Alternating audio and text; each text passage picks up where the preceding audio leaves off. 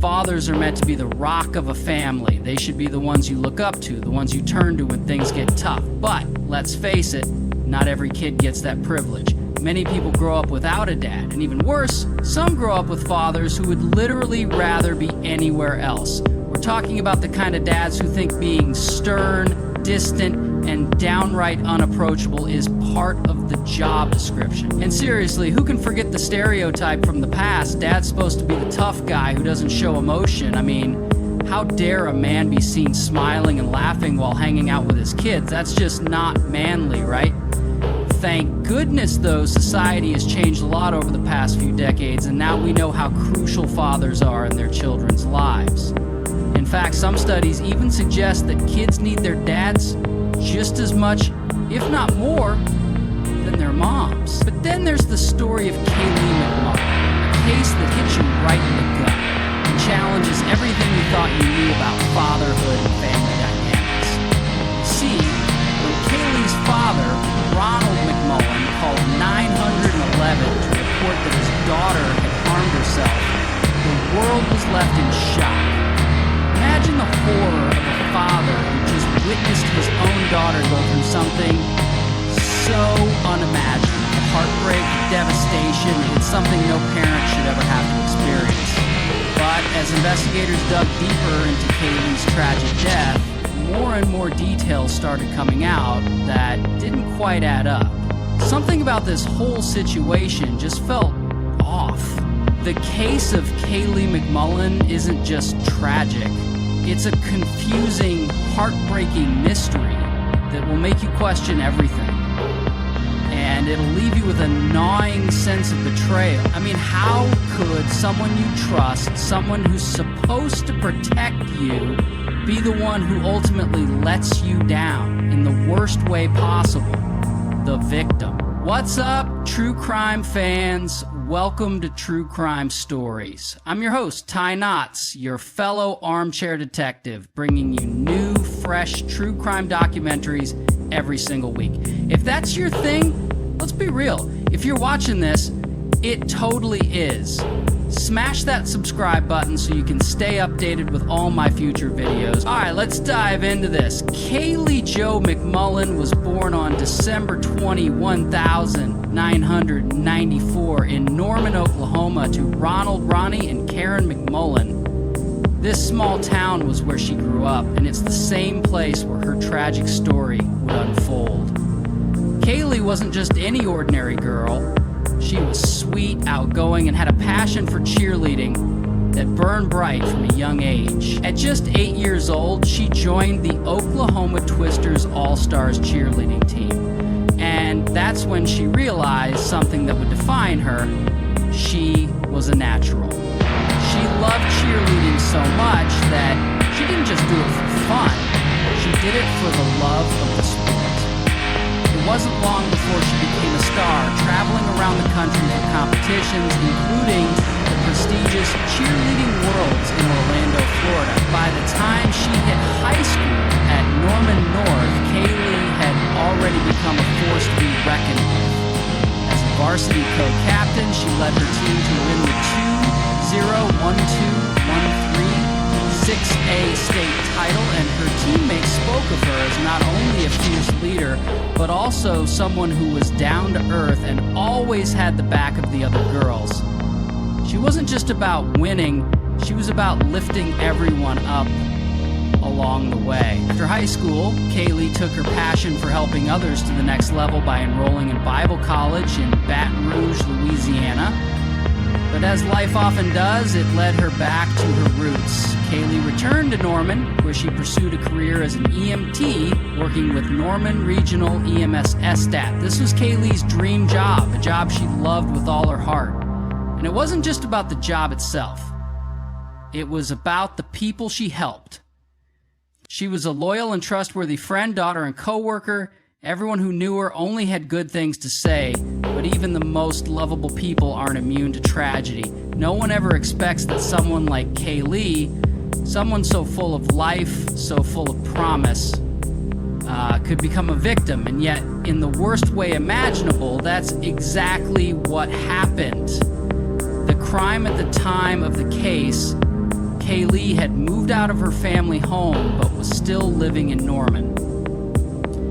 Norman likes to, she had a habit of visiting her family frequently, even staying a couple of nights. Kailee and her family were super close, so this sort of thing had kind of become the norm from time to time. Kailee also had been in a couple of relationships, but at that time, in June, she was single, but had gone out on a date with a man. On June 28th, Kailee got dressed up, and she and her date went out for the evening. Everything had seemingly gone well, and Kailee returned to her parents' home at Abe Martin Drive in the late hours of the night. This was when everything changed. See, in the early hours of the morning, before 6, I.e., Kailee's dad, Ronald, made a 911 call. In the call, a disturbed Ronald told the dispatcher that his daughter, Kailee, was not breathing, and that's because she had turned a weapon on herself. When he was instructed to perform CPR on Kailee, Ronald stressed rather flatly that Kailee had passed and she was not breathing. CPR would have been useless. But at the end of the call, Ronald told the 911 dispatcher that his wife Karen was administering CPR anyway. Immediately after the call, officers drove to the McMullen house, and inside, they were horrified by what they discovered. On the living room floor lay a now lifeless Kailee with a serious wound to her face. The living room was like a scene from a nightmare, and officers noticed red stains on Ronald's shirt, and he was naturally very emotional.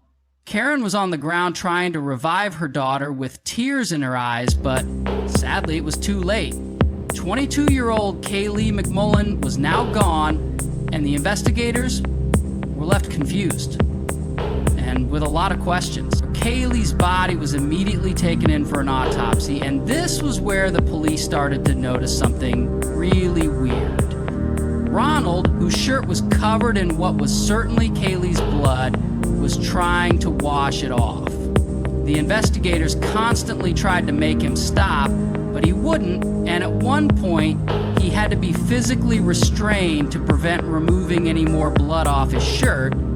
But the thing is, people can grieve in unusual ways, so at the time, this wasn't too terribly alarming, but a weird thing that the detectives questioned was just how so much blood got on Ronald in the first place. It's possible this had happened when he tried to save Kailee after initially discovering her, but the quantity, it just seemed insane. When the investigators asked Ronald about this, Ronald said that he had gone to the bathroom after greeting Kailee when she got home. When he came out, that was when he found Kailee fiddling with one of the firearms and asked him whether it was loaded or not. Ronald immediately leaped forward to take the weapon away from her, and that was when it went off and struck Kailee, instantly and tragically ending her life. Now, at this point, it was never really explained why Kailee wouldn't have had this weapon in the first place, but that was largely irrelevant at this point in the investigation. The police had to start somewhere, so they decided to check Kailee's phone for any clues, and in the meantime, they also contacted Kailee's date. The investigators thought that maybe something had gone wrong on the date that prompted Kailee to consider ending her own life. But after talking to the man Kailee went out with, the detectives found out that everything had gone well. They talked, they had a bite to eat, and they went home. The investigators were back to square one, and they were waiting on the autopsy results as well as Kailee's phone and text records. When the autopsy results came back, well, they were very strange. Based on the injury and the marks on Kailee's face, ballistic analysis showed that the round was fired from about 18 inches away. Now, this was immediately weird for the police to hear. See, if Kailee had done this to herself, and the story that Ronald shared was accurate, then the weapon would have been more like 12 to 14 inches from her face. That may sound like a fairly small difference, negligible even, but even a single inch of difference can completely change the outcome of a case. The thing is, based on the scene of the crime, combined with this newfound information, Kailee could not have inflicted this wound upon herself. Also, there was gunpowder residue on Kaylee's fingers, but it wasn't nearly enough to confirm that Kailee had fired the weapon. In fact, the amount of residue that was found on her hands, combined with the distance of the round, meant that rather than attempting to harm herself with the weapon, Kailee was trying to fight it off. By this point, all eyes were on one person, Kaylee's father. You might have heard about significant others, siblings, or even strangers committing murder, but a father behind his own daughter's death? That is just unbelievable. But the investigators were convinced that if anyone had a hand in Kaylee's demise, it was her father, Ronald. But how did they come to this conclusion? Well, it was because of Ronald's actions and everything else that followed after Kaylee's attack. First of all, Ronald trying to wash the blood off his shirt threw the police off. Even though the officers managed to restrain him and even took pictures of the stained shirt as evidence, what Ronald went on to do after the fact was even more bizarre. According to the officers at the crime scene, Ronald went outside, dug a hole in the ground, and covered himself in dirt. Afterward, Ronald refused to take a polygraph test, which only added to the police's suspicion. If that wasn't enough, Ronald's as well as Kaylee's phone contents were checked, and they found some pretty suspicious activity. First, at the time of Kaylee's death, Ronald didn't immediately call the police. He actually called his wife and Kaylee's mom, Karen, at around 5:38 a.m. Now, this was weird for all the obvious reasons. It was alleged that Ronald called Karen to come over right away, which was why she was at the scene trying to give Kaylee CPR. But when the detectives checked messages between Ronald and Kaylee, their blood ran cold. The investigators discovered that Ronald was full-on obsessed with his daughter, but not in an overbearing parent kind of way. It seemed much worse. From the tone of Kaylee's texts, it seemed as though she was afraid of and creeped out by Ronald. Kaylee's texts read, "Daddy, you made me really uncomfortable the other night. We were drinking. I don't live with you, and I don't have to tell you everything I go and do. You're wearing me out with stalking and nosiness." Keep in mind that the last two texts were sent by Kailee on June 1st, just weeks before the tragic attack. But if this weren't bad enough, there are also some messages that suggested that Ronald was also attempting to take advantage of his daughter. Though he claimed to have no memory of it, but that always seems to be the case in situations like this, doesn't it? The police were as baffled as they were disgusted when they found out about this. But Ronald's texts were far more infuriating. Ronald responded by saying, "I don't remember anything except your mom getting mad and pointing a weapon at me." The audacity Ronald has to deny what he was doing to his daughter is beyond me. Also, when Kailee confronted Ronald via text on June 1st, asking him to stop being so nosy, he ignored everything she said and just said that he was a fact finder. What does that even mean? Also, when the investigators checked the most recent texts between Ronald and Kailee, they were horrified to learn that he had threatened Kailee to come home on time after her date, or else he would track her down. But keep in mind, Kailee was 22. She wasn't a child with a curfew. You can't tell me that this is an overprotective father speaking. The texts sound more like that from a jealous boyfriend than anything else. And moreover, even though Kailee wasn't living with her family anymore, Ronald had been keeping tabs on her by tracking her phone without her knowing, which was so scary and just bizarre. I can't even wrap my head around what Kailee must have been going through. At this point, the detectives knew that Ronald was hiding something, so on July 5th, he was arrested on the charge of first-degree murder, and he was held in jail without bond. The investigation and sentencing, the trial and sentence. Ronald's trial was held in 2018, and the prosecution had their star witnesses, including Kaylee's friends and her ex-boyfriend, Paul Sargent. What they had to say, though, left everyone stunned. According to one of Kaylee's childhood friends, Sonia Hester, Kaylee had confided in her about Ronald being physically abusive towards her during a particularly heated argument. According to Sonia, at some point during the fight, Kaylee's mom, Karen, intervened and armed herself. Sonia testified that Karen threatened Ronald that if he ever touched Kaylee again, then he would regret it. The second witness testimony was from Paul, Kaylee's on and off ex-boyfriend. The two were broken up, but they remained on good terms and would frequently communicate with each other.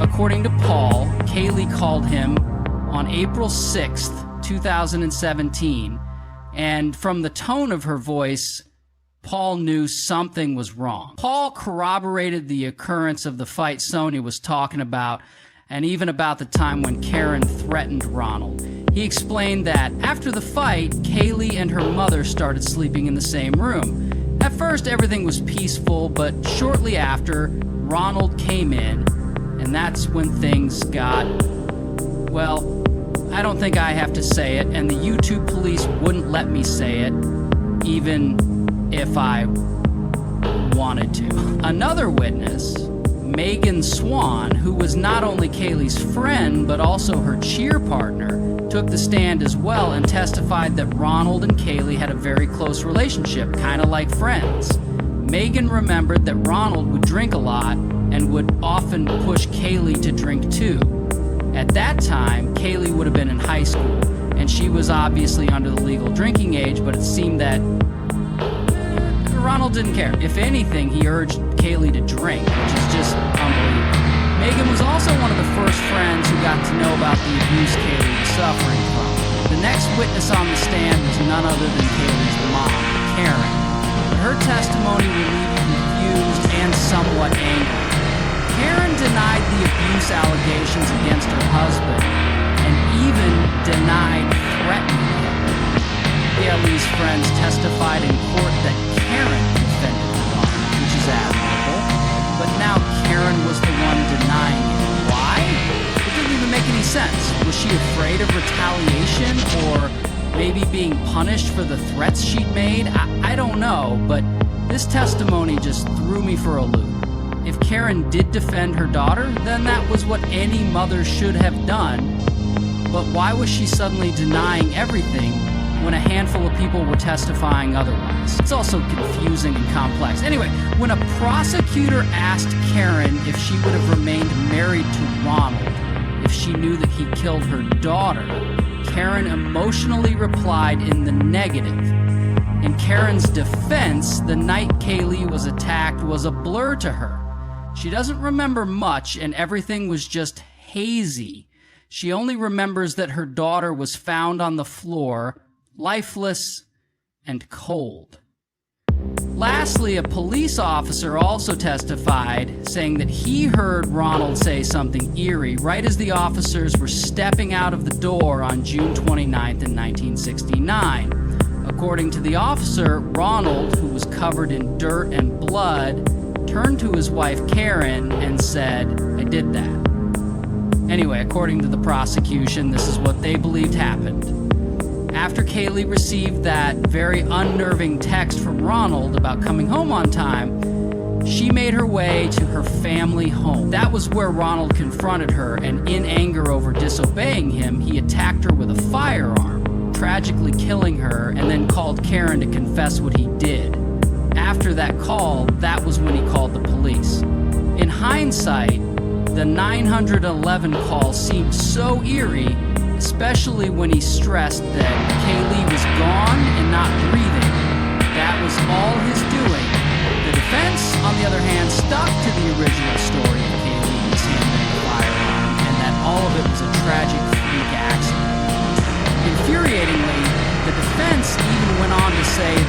there was no proof of Ronald making advances toward Kailee, so all of the claims might have been fabricated by Kailee herself for attention.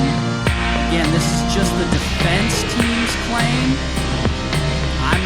I'm not suggesting this is the truth whatsoever. These claims were baseless on so many levels. People can beg for attention in many ways, but this is something very serious. Kailee wouldn't make accusations like these if there wasn't any truth in them. Well, the prosecution shut down that claim pretty quickly when they presented an affidavit. It dated back to April 2009, and it stated that Ronald was accused of taking advantage of Kailee, who was only 14 years old at that time, although no charges were pressed. So this brought another very frightening layer to the case. Kailee was being abused by her father for years, not months. It proves that Ronald isn't just a disgusting excuse of a person, but he is also a master manipulator, and he knows how to keep Kailee quiet and not let her press charges. It leads you to believe that what Karen said on the stand about denying the abuse was something she did in fear of Ronald. Keep in mind that this is all an assumption, as we never will know why Karen denied the abuse claims. But the trial was nearly over. All right, buckle up, because this is one of those cases that's gonna hit you right in the gut. After a brutal 2-week trial on December 4th, 2019, Judge Thad Balkman delivered the verdict that shook everyone in the courtroom. Ronald Lee McMullen was found guilty of first-degree murder for the tragic death of his 22-year-old daughter, Kailee.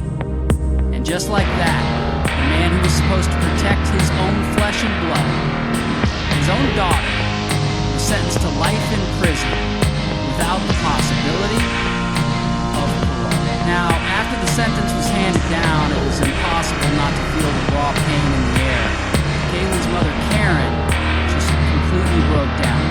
Tears streamed down her face as she sobbed uncontrollably, the weight of what had just happened finally crashing down on her. You could see the devastation in her eyes, the kind of hurt no parent should ever have to endure. Meanwhile, Ronald, cold, stoic, emotionless. The guy showed zero remorse throughout the entire trial. And that, right there, that was the moment it hit everyone just how monstrous this man truly was. He wasn't human, he wasn't a father, he was a predator. Kailee, a young woman full of promise and ambition, had so much to look forward to. She had dreams, aspirations, and a heart of gold. She'd worked in emergency services herself, always eager to help others, and this was her calling, being there for people when they needed it the most. But tragically, she never imagined the day would come when she would need those same services, and worse, it would be at the hands of the very person who was supposed to love and protect her. You see, Ronald McMullen didn't just take his daughter's life. He shattered the McMullen family in ways that are hard to even comprehend. What we now know is that Ronald had a sick and twisted fascination with Kailee, one that spiraled into something unimaginable. And after Kaylee's death, her mother, Karen, was left to pick up the pieces.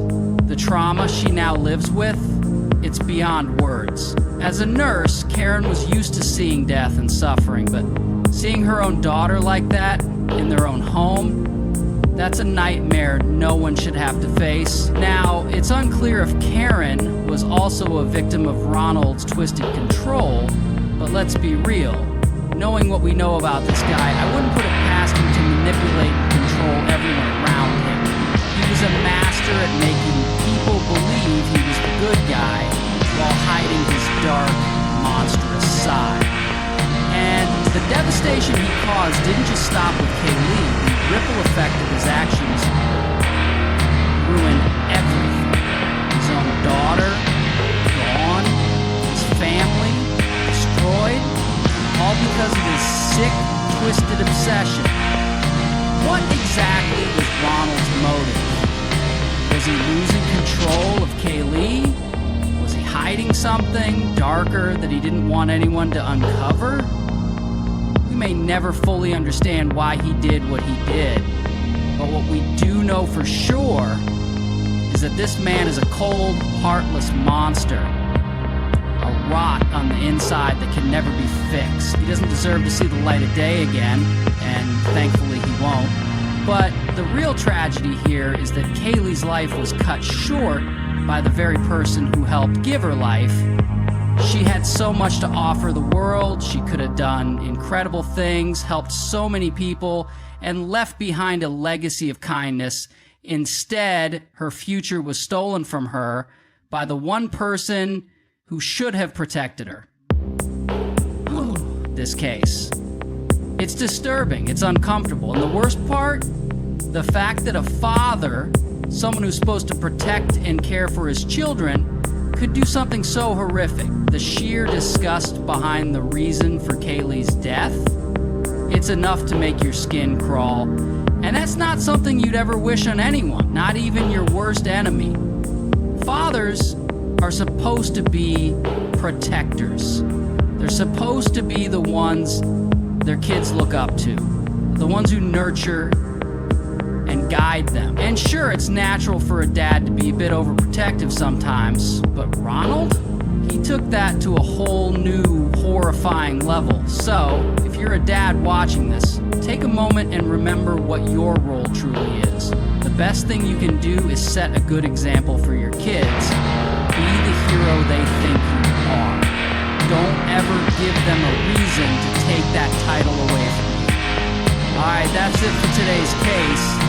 But before you go, I just want to give a special shout out to a couple of channel members, including Susan Q and Sarah Anderson. You guys are awesome. And hey, if you want to become a member of the channel, you'll get access to exclusive content, sometimes even before it's made public. And it's the best way you can support what we're doing here. So if you're interested, hit that join button below or check the link in the description. And as always, if you enjoyed this video, check out this other case I covered. It's another deep dive into a dark and disturbing story. Don't forget to subscribe. It's totally free and keeps you updated with all my future videos.